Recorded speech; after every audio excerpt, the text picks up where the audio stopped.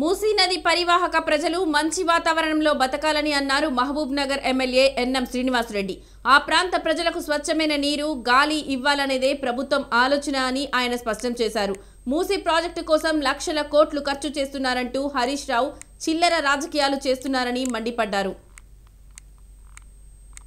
ప్రతిపక్ష నాయకులను చూసి కొంతమంది, సివిల్ సొసైటీ నాయకులని చెప్పిన కొంతమందిని చూసి సిగ్గుపడతా ఉన్నా. రాజకీయాలు ఇంత దరిద్రంగా చేయాలన్నా, మానవత్వం అనేది ఏ కోశాన మనకు ఉండదా? అవి చంపుకుంటేనే రాజకీయాల్లో ఉండాలా? ఈరోజు కేటీఆర్ గారి ప్రవర్తన, హరీష్ రావు గారి ప్రవర్తన, మిగతా కొంతమంది స్వార్థపరుల ప్రవర్తన చూస్తే అసలు వాళ్ళు రాజకీయాలకు పనికిరారు అని చెప్పి తెల్లమవుతా ఉంది.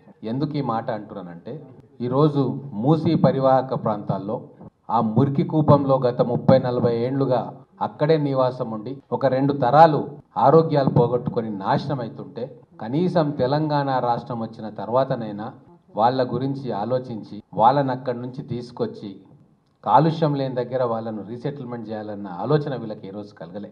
మూసీ మీద ఎన్నో అధ్యయనాలు జరిగినాయి. ఆ మూసీ పరివాహక ప్రాంతాల్లో ఉండే వాళ్లకు హెవీ మెటల్స్ వాళ్ళ శరీరంలో ఉన్నాయి. ఈరోజు క్యాన్సర్ రేట్ ఆ ప్రాంతాల్లో విపరీతంగా పెరిగింది. ఇంత టాక్సిన్స్ శరీరంలో ఉంటే వాళ్ళ ఆయుర్దాయం తగ్గుతుంది. మనం అటువంటి అక్కడ నివసిస్తున్న ప్రజలకు స్వచ్ఛమైన నీరు, స్వచ్ఛమైన గాలి అందించే ఏర్పాటు చేయడం ఈ ప్రభుత్వం తప్ప. మరి అటువంటి కార్యక్రమం మొట్టమొదటగా ధైర్యంతో